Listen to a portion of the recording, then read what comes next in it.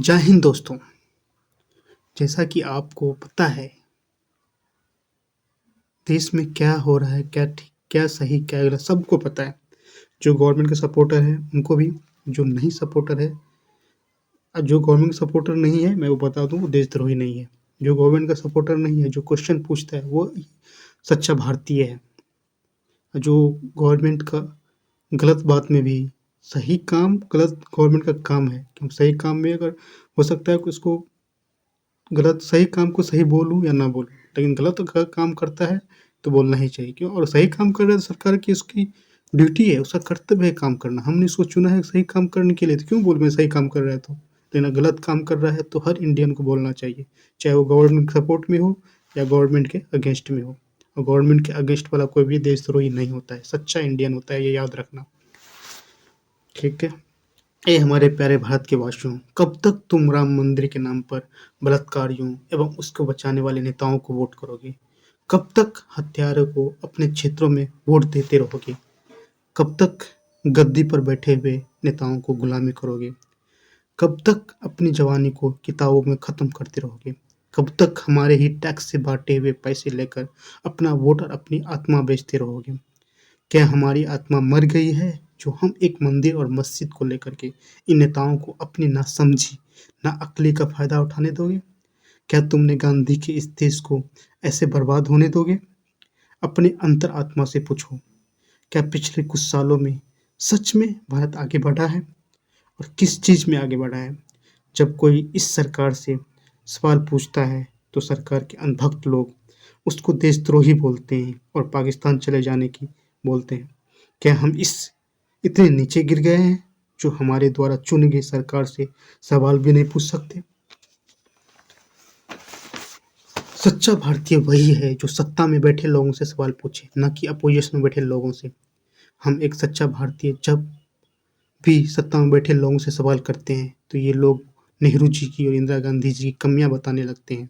क्या हम इतने बेवकूफ़ और नासमझ हैं जो इनको इस बात के लिए सत्ता में बैठाए हैं? तब जब भारत के विकास की बात करो तो वो पाकिस्तान की बुराई करके बोलेंगे कि देखो हम पाकिस्तान से कितना आगे हैं। तो क्या हमारी यही औकात रह गई है क्या, जो हम पूरी तरह से बर्बाद पाकिस्तान से तुलना करेंगे? तुलना ही करना है तो क्या हम चीन से कर सकते हैं, जो कि हमसे 100 साल आगे निकल चुका है। जब हमारा देश आज़ाद हुआ था तो हमारा और चाइना का सेम स्थिति था, और आज चाइना कहाँ है और हम कहाँ हैं, और हम पाकिस्तान को पीछे करके खुश हैं। तुम जिस नेताओं की गुलामी करने लगे हो, क्या तुम्हें पता है कि उनके बच्चे कहाँ और तुम कहाँ हो? तुम्हारे धर्म बचाओ प्रदर्शन में कितने नेताओं के बच्चे आते हैं? हमें अपनी अंतर आत्मा से पूछो, क्या तुम भारत देश की साख बचाने में कामयाब हो रहे हो या गद्दी में बैठे लोगों की गुलामी कर रहे हो? तुम लोग बॉलीवुड को तो नेपोटिज्म बोलते हो।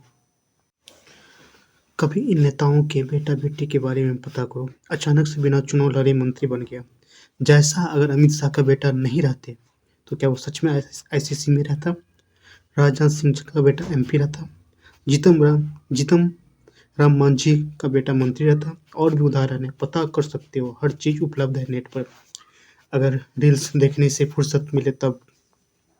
जिस नेताओं के बेटे नेता नहीं है उसके बारे में पता करो। वो भी विदेश में के बड़े यूनिवर्सिटी में पढ़ रहा होगा, और तुम लोगों को एक गाली पाकिस्तान और एक गाली मुस्लिम को देकर खुश हो जा रहे हो। क्या सच में विश्व गुरु बन रहे हैं क्या हम? मैंने तेजस्वी यादव या राहुल गांधी को नेपोकेट का नाम नहीं लिया, वो है, सबको पता है, ये ट्रू है। बट मैं उनका नाम लेके क्या करूँ? उनका उनके पास ना कोई पावर है ना उसका सत्ता है। मैंने पहले ही बोल दिया कि रियल इंडिया सच्चा भारतीय वो है जो सत्ता से क्वेश्चन पूछे, न कि अपोजिशन से। क्या हमारा जन्म बस मंदिर में पूजा या मस्जिद में नमाज पढ़ने के लिए ही हुआ है? क्या सरकारें जानबूझकर शिक्षा को कमजोर कर रही है ताकि लोग अनपढ़ रहे और बेवकूफ़ बनाया जा सके? आज हमारा एक भी शिक्षण संस्था टॉप 100 में नहीं है। देश के युवाओं को झूठी-झूठी बातों में फँसा दिया गया है, परंतु अपने बेटा-बेटियों को देश से बाहर रखकर उच्च शिक्षा दिया जा रहा है नेताओं के द्वारा। तो अब भी टाइम है, जागो भारत, अब तो जागो, जागो भारत, जागो।